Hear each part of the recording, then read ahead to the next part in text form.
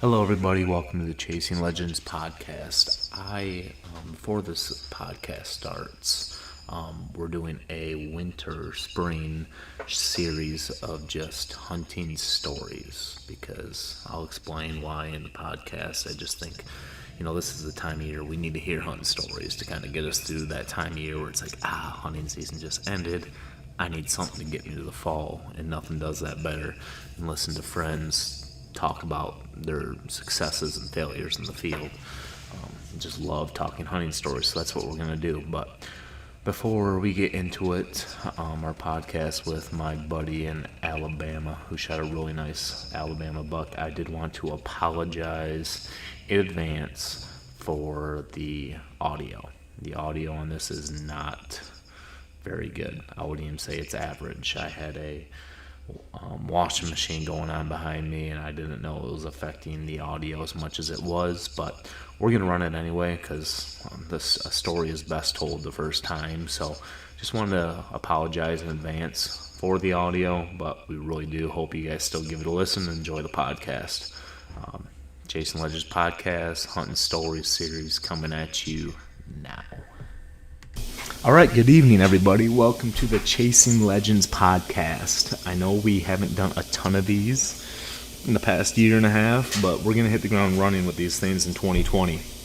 And just to cut to the chase, what we're going to do for the next probably 8 to 10 weeks is every other week we'll have a new guest on, and we're going to do nothing but tell hunting stories because this is that time of year. Even though you can go shed hunting and do a little bit of scouting, which I highly recommend that you do a ton of scouting this time of year, but that's besides the fact.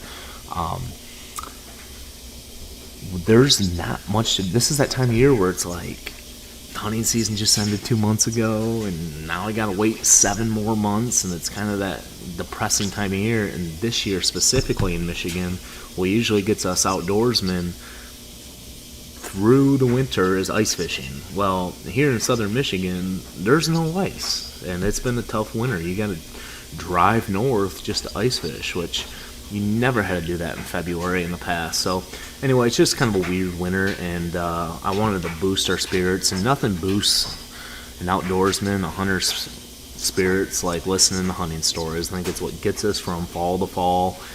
And gets that heart rate up, gets that adrenaline going, gets you excited for the next year, gets you thinking about what you want to do next year, listen to other people's stories and strategies. I just love it. And, it's not whether you have wife, kids, work, bunch going on at home, you can't get to a bar or can't meet up with buddies every week to go over your hunting stories and listen to hunting stories. So that's what I'm here for. This next, probably now till the beginning of May, every other week we're going to have a new guest telling a different hunting story, whether it's from here in Michigan, out west, in the Midwest, down south. And that brings me to our first hunting story guest this week. If you guys can hear the laundry behind me, I apologize. I live with 4 roommates, and we got the laundry going, and this is my only spot. But that's besides the fact. This week, we have my buddy, John, from Alabama. John and I met almost 2 years ago. We work for the same dental company.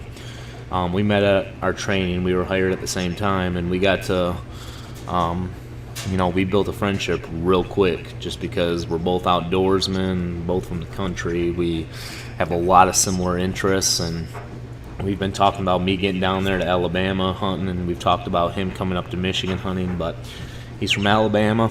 His name's John Woodall. This is going to be a story on a private land hunt. Him and his family members own some land down there, and the reason why I wanted to get him on the podcast first was the story is so fresh, because anybody that knows anything about southern hunting down in that Mississippi Delta, Alabama, Louisiana, their peak of their rut was only a couple weeks ago. And he shot this buck about 2.5 weeks ago now. Big buck. If you guys look at follow my Instagram, you'll see a picture of it. Really nice, mature southern Alabama buck. And I wanted to get him on the podcast just because it just happened. I wanted him to kind of tell us his rut story, get us geeked for next rut, and just listen to what a rut is like in Alabama compared to here in the Midwest, because it's just, I can't fathom a rut being after Christmas. We live and breathe for November. They live and breathe for January. It's just a totally different world. I really want to hear his side of it, so I'm going to get John on the phone, and we're going to talk about his Alabama mature whitetail buck that he killed a couple weeks ago. So hold on tight real quick for me. I'm going to get John on the line.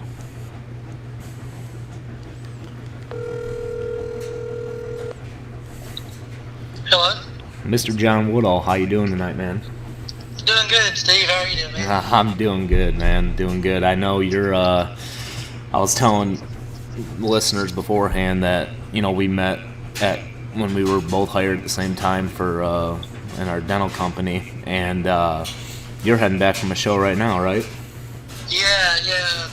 Basically a pre-image show, similar to like your midwinter meeting. Yeah. Yep. Big dental show, but we're not here to talk about dental. We're here to talk about hunting, and I wanted to get you on the podcast here soon because your story's still fresh. I'm telling my listeners, a lot of my listeners, we live and breathe for early November, where you live and breathe for mid-January, and it's That's right. it's a little bit of a different world. So, anyway, first, I know like people that follow my Instagram have seen your buck, but other than that, tell me how this story started with this buck. I think, if I remember correctly, you had a few trail cam pictures of this buck and had him targeted like back in July, correct? Yeah. I mean, we run a pretty good bit of trail cameras on our farm, and we saw him early summer, about midsummer. I guess probably about July when we started seeing him, and actually went back and counted all the trail cam pics we had, and we had I think the number was like 112 pictures of this buck. My goodness. On some trail cams, so he was definitely a target. He was, we had a few more mature deer in the area, but he was definitely one that was on the top of the hit list for sure. Now, when you talk about having a hit list and letting bucks mature, how long have you been practicing like QDMA? How long have you been passing up those bucks for to get to like a more mature age class? Is that a new thing for you guys, or have you guys been doing that for quite a while?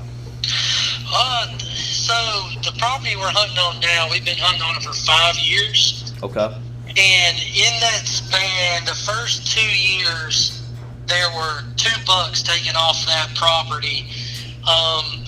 And I'd say the last 4 years we've been practicing QDMA, really just letting the age structure of the bucks kind of grow and mature and trying to get that older age class for sure. Yeah. Now, how big of a piece of property is this? It's 133 acres. 133. Okay. And was this the biggest? Was the buck you harvested a couple weeks ago? Was that the biggest you guys have taken off that piece? Yeah, it's the biggest. The second biggest buck was an 8-point, and it was taken about 5 years ago, right before we really started any of this QDMA. When we first started hunting that property, actually by a family friend, and it was a nice buck, but it wasn't. It wasn't close to this one, I don't think. Yeah, I mean, it's not easy to beat that buck you shot. So, now you and I talk almost weekly, talking about updating each other on our hunting season. I remember you were struggling for a couple months there just because you guys were going through a severe drought, and you didn't get eyes on that buck through bow season, correct? Right. Yeah. I mean, we had trail cam pictures of him, trying to pattern him. But yeah, well, we planted our food plots around Labor Day with rain in the forecast. That rain missed us, and we didn't have rain for about 2.5 months. So our food plots really didn't grow very well. The oak trees where I have a bunch of bow stands set up throughout the property, just that crop of acorns just didn't make it. So trying to pattern him was very difficult, and I actually, the only time I ever laid eyes on him other than a trail cam was the day that I harvested him, for sure. Now, you talk about you guys had over 100 trail cam pictures of them in the summer. Were they mostly nocturnal pictures? I would say it was probably a 4-to-1 ratio of nocturnal to daylight. Okay. So he was showing up a little bit. It's just once that, because you guys didn't have much of a drought over the summer. Your drought hit like September, October, November, correct? Right, yeah. Yeah, so that's when everything, like you just weren't seeing a lot of deer in general early, correct? Yeah, I mean, this year, and a lot of the guys that I know that really hunt seriously, they've all said that this year was just a struggle here in central Alabama, just because of the lack of rain, the lack of production for anything food related. So the deer have been really spread out, is what it's appeared like to me over this year for sure. Okay. So I'm curious. Go back. We'll talk about the rut here. I'm curious because our, I guess, pre-rut, the seeking and chasing phase starts, I like to say, like around October 25th, the last week of October, and then obviously heats up into the first week of November, and our peak is usually between the 8th and the 12th. Give us the timeline in Alabama when you guys start to see more bucks on their feet in daylight, scent check and doe bedding areas, and where you really see bucks start to get aggressive with each other and on their feet in daylight. Yeah, so this is actually some data that we've gotten from Auburn University from their whitetail studies there. In Alabama, we start to see the bucks getting up, scent checking those doe bedding areas, trying to breed their first doe around the 17th of January, sometimes 16th, 17th of January. Okay. And that time around the 24th through the 31st of January is when the rut's really taken off for us. So it's pretty late. I mean, our season lasts till February 10th, so it's right at the end of the year pretty much for us. And that's smack dab in the middle of rifle season, correct? Yeah. I mean, our bow season lasts till November 25th, and then rifle season's from then on out. So, you got some challenges there for sure. Yeah, definitely. I've always wondered down south, because of the way your season's structured, do you have like an itch to bow hunt the rut a little bit? Like maybe not in your home state, obviously, because if you're going to have the chance to have a rifle in your hand in the rut, you're obviously going to take it. But are you like, is it weird not hunting I guess nothing different, but do you have an urge to maybe travel to the Midwest or somewhere where the rut is like hot in bow season? Oh, for sure. One of my bucket list hunts is to hunt the Midwest during the rut with my bow, and actually the past 2 years I've hunted mainly with my bow year round. Early season, late season, didn't matter. And this year I actually only took my rifle one time. Oh, no kidding. So trying to do stuff a little bit different, a little against the grain, but yeah, I only hunted with my rifle once this year actually. It worked out pretty well. Yeah. So tell us about that night. What was the date, and tell us time we got in the stand, what the weather was like, and if you know any information on what the pressure was like, and just take us through that hunt, because I mean that is a stud of a Central Alabama buck, and I want to know A to Z, man. Yeah, so that day, it was January 26th, and that day on our property is kind of a special day for me and my wife, Lindsay. My wife, I'll tell you, she's a go-getter in her own right. I mean, she's a mature buck, just addict. I remember she shot a stud last year. Mature bucks, does, it doesn't matter. She wants to kill a mature whitetail. And so the 26th of last year, she killed her biggest buck. And the 26th of this year, I killed my biggest buck. And that day actually was almost a fluke, so to speak. I mean, I wanted to hunt that buck. I've been trying to get him all year and been hunting him all year and trying to figure him out. But, I was looking at the wind that day, and the wind was blowing out of the southwest. And so all of our pictures, except for one picture, has been in one section of the property, and I knew I couldn't hunt there because of the wind. The wind was blowing right into that spot where we thought he bedded, that spot where we got all the pictures. So I actually hunted in a stand that I hadn't sat in all year just simply because of the wind. It was 54 degrees, which has been hot this winter too. There's been one day that I've actually been hunting all year that's been under 50 degrees. Probably the average temperature's been in the mid 70s for us this hunting season. Goodness. And so I hunted that spot and knew it was the right time of year, but for me in that section it was kind of slow. Got into the stand about 2 o'clock. I like to get in a little bit early. I got in there at 2 o'clock, saw a doe 5 minutes after I got to the stand. I'm sitting, so to paint this picture, this stand is on a logging road. And this logging road's 300 yards long, probably 10 yards wide. Okay. So you have to take a rifle into this part of the property. Yeah, you got to be on your A game. Yeah, and so you can have a pretty long shot. So I got in at 2 o'clock. It's 54 degrees, overcast day. I'm not sure the exact pressure of that day, but it was a low pressure day. I mean, okay. The wind was blowing. I mean, we had a pretty good wind out of the southwest, but I saw a doe probably, it was over 200 yards, shot far, about 10 minutes after I got into the stand, and then I didn't see anything else for the majority of the day, the majority of that afternoon. I saw another doe right at 5 o'clock, and let's see, sunset was like 5:13, so saw one at like 2:10, saw a doe at 2:10, I saw another doe at 5 o'clock, and really and truly, I was about to just pack it up. You know, it was getting the last light. I had my rifle up and ready because you just never know that magical last few minutes of daylight. You just never know. That's right. And next thing you know, I just see. All I could tell you was it was just a mature whitetail. Like, you know, when you see one, you might not know if he's a 10-point, an 8-point, or how old. You just know he's a mature whitetail. Yep, I feel you.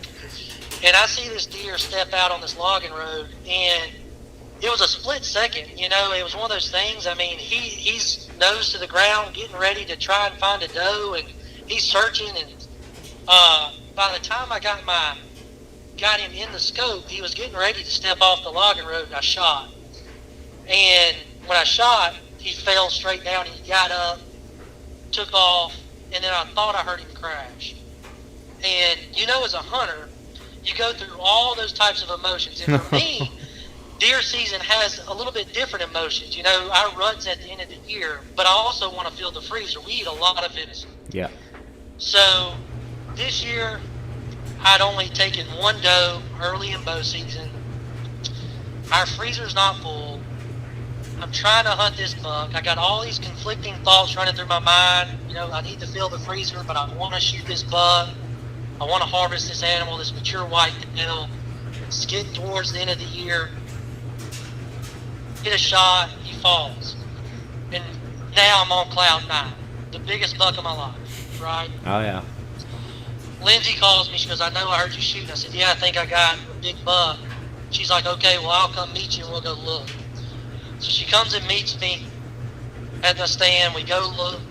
We think we route, you know, by this time it's pretty dark, so got the flashlights out, checking, and the first thing I see is white belly hair. It's not the first thing you want to see. Oh, no. Right, that's not the sign you want to see. And the first thought that goes through my mind is, I just messed up. You know, I just went from cloud 9, I saw this buck fall, I thought I heard him crash, everything's going great, to now, did I rush the shot? Did I miss? I know this is the first time I've taken my rifle, but I shot it the day before, and I know the scope was on. Did I bump the scope getting into the stand? Like, all these thoughts just flood your mind. Nah, you can't help it. Right. Yep. So Lindsay said, well, let's walk a little bit further. So we walked a little bit further, probably another 10 yards or so, and we see blood. We see where he fell. And now I'm sitting there thinking, okay, maybe when he fell and he got back up, that hoof kicked some of that hair off, and I just happened to see it. You know, just luck of the draw, just happened to find it. And I just take the flashlight, and I just scan in the woods, and he's not 15 yards off the road, and there he is. So you center punched him. Yeah. I mean, I got it good, man. I mean, it was a in my mind a perfect shot. It was a quick, clean, ethical kill. We walked up to him and we checked some of the trail cam pics just to make sure it was him, and it was.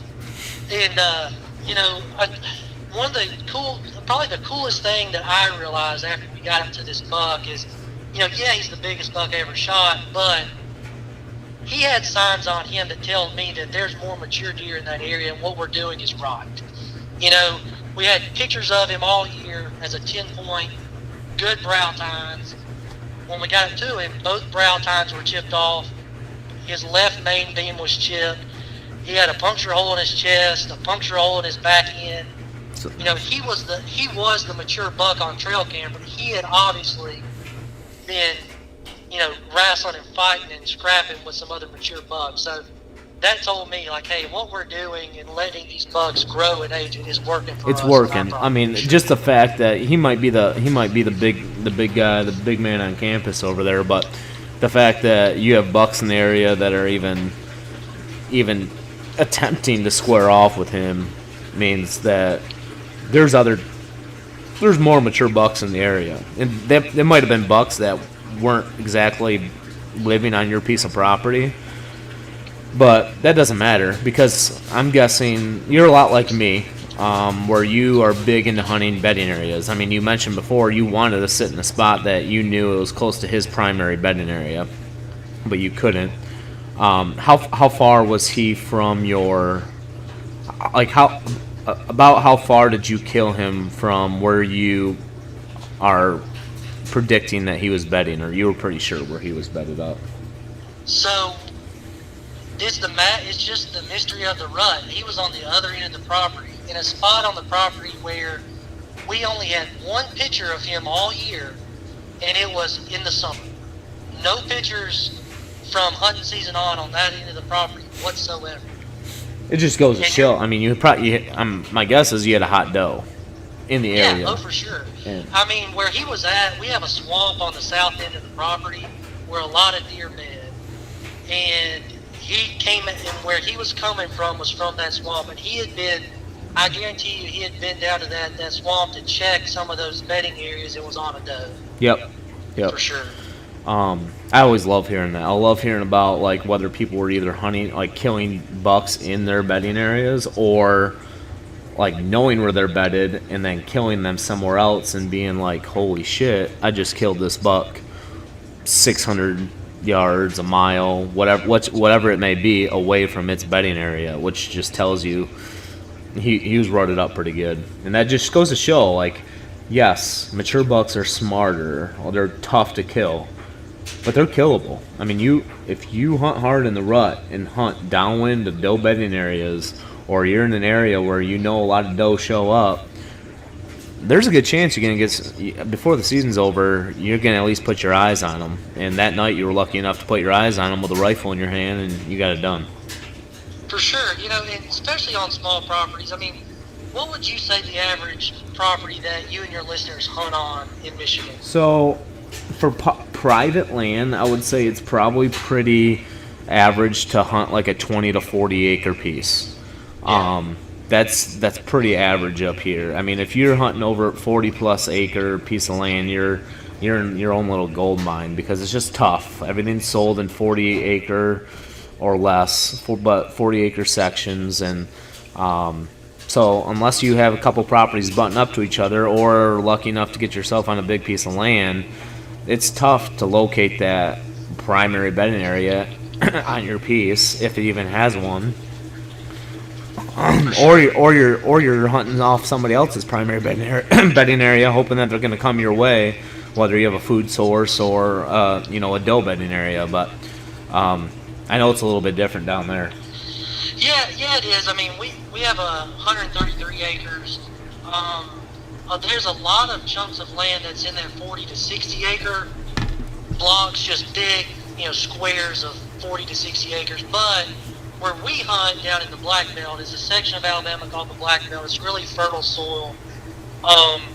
it's large sections. So on both sides of our property is, one of the blocks is 500 acres, and the other block is close to 800 acres. And, it's big blocks, big chunks of timber down there. And, honestly, it's a good thing, but it's a bad thing, too. I mean, you're sitting on a small piece next to a big piece, and, that deer has a lot of, there's a lot of area for those bucks to kind of roam without being pressure. You make a great point. I mean, sometimes less is more. I mean, you're walking onto a 500-acre piece, and it's like, well, I got 3 primary bedding areas over here. I got a couple doe bedding areas over here. I know bucks bed over here. Where the heck do I go? It's like kind of like you just, it's the luck of the draw. You get lucky if that buck walks by you. But I know that 133 is one of the smaller pieces you hunt, and that was your main focus this year too, wasn't it? That 133, that's where he was living, and that's where you had a couple other pretty decent bucks on that piece of property. Yeah, we did. I mean, from the trail cam survey that we've had, I mean, just doing what we've done and not over pressuring that spot and really hunting the wind and trying to pick the best days to go, and not just going because we can go, but going when it's a good day. I mean, on our I don't know. I mean, I saw a bunch of bucks this year, and my wife did too.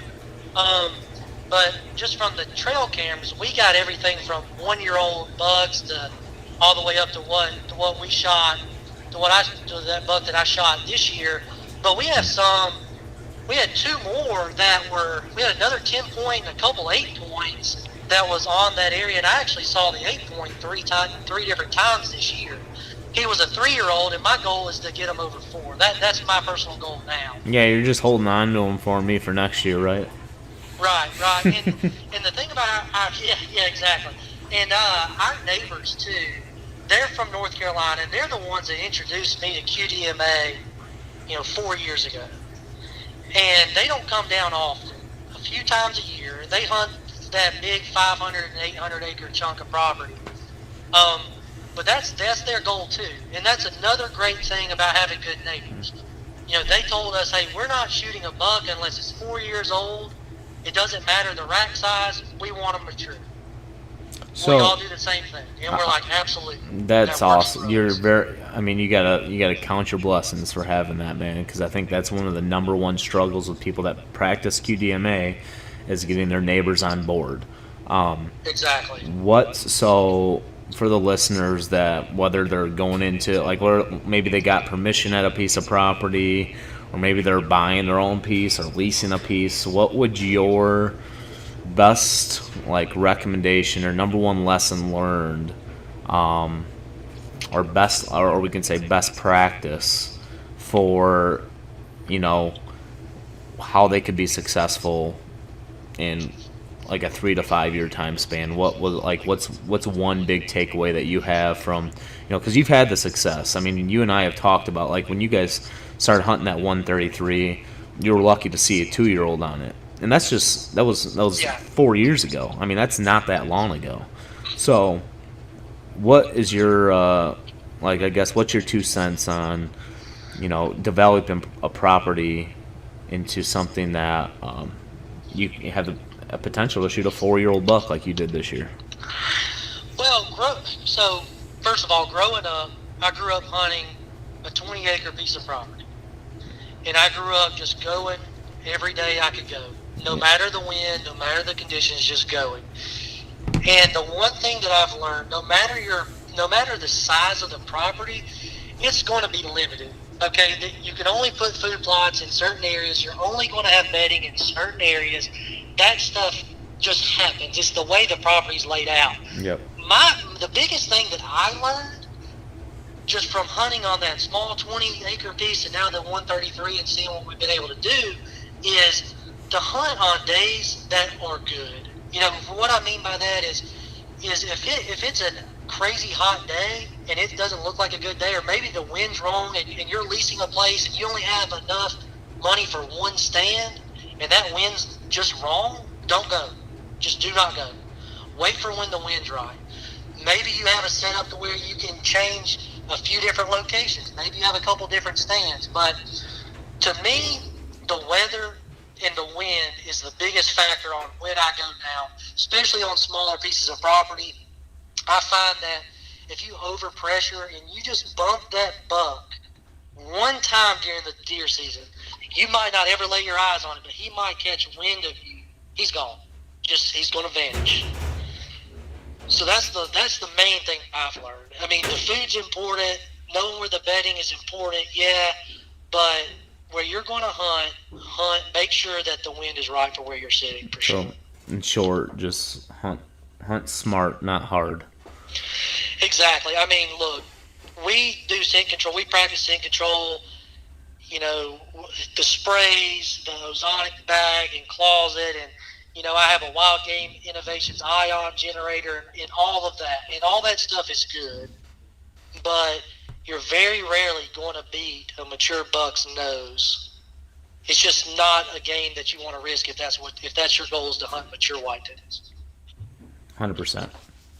100%. I think a lot of people this day and age with the technology, and they some of these guys buy ozonics and they think they're just free to roam wherever they want to sit, so it's kind of refreshing to hear, it doesn't matter, you could have all this stuff, and you do, like, you have it all when it comes to scent control, but you still hunt only when the wind is completely in your favor. And I'm guessing from what you just told me, I'm guessing access is huge for you too, getting from A to B. It is for sure. So, well, John, I appreciate you getting on the call tonight. We're about 30 minutes in, so that's a good time. So, yeah, man, appreciate it, and hopefully, I know next year my plan is to come hunt with you in the rut. It would be nice for me to have my deer season be over and have a rut hunt to look forward to. And then, I know I say it all the time, but I'm just waiting for you to come up to Michigan for a weekend, so we'll get that situated too. Yeah, for sure, man. I do want to get up to Michigan, and I want you to get down to Alabama. I think next year, if we do have rain like we didn't have this year, and all the conditions are right, and the age structure of the bucks, I think next year could be really fun for sure. I'm looking forward to it, man. Well, hey, appreciate you sharing your story, man. Congrats on the awesome buck. Send us a picture when that thing's on your wall, and I'll talk to you soon, buddy. I will, man. Thanks. All right, we'll see you, man. All right, everybody. Thank you for tuning in to that. John's just a fun guy to talk to. He is very knowledgeable in the whitetail woods, and it's just a different world down there. He talks about October, November being their lull. So I don't think we have much to complain about when we only have 1 or 2 week lull here in October here in Michigan. So anyway, thank you for tuning into that. Hope that gets your adrenaline going, get you a little bit excited for next year. That's our whole goal here, is just sharing rut stories, sharing hunting stories from around the country. Get you pumped up, whether you're hunting just in Michigan or anywhere in the Midwest, or you're traveling down south or out west next year. We're going to try to get people on this podcast from around the country telling their stories and just getting us all geeked up, because this is the time of year where we need that. You find a shed once in a while, that's fun. You find a new piece of property via scouting, or you get permission at a new piece of property around this time of year. But what really gets us going as hunters is just hunting stories. It's the oldest story known to man. It is built in our blood. It runs in our blood to tell hunting stories, listen to hunting stories, and the camaraderie that goes along with that, celebrating success. There's just nothing that matches that outside of the outdoor industry. So again, thank you for tuning in. We're going to be back in a couple weeks with another hunting story for you. Until then, hopefully you catch some fish on the ice, or hopefully get out and shoot some small game. But I hope you go out, enjoy the outdoors, stay wild, hunt hard. Have a good night.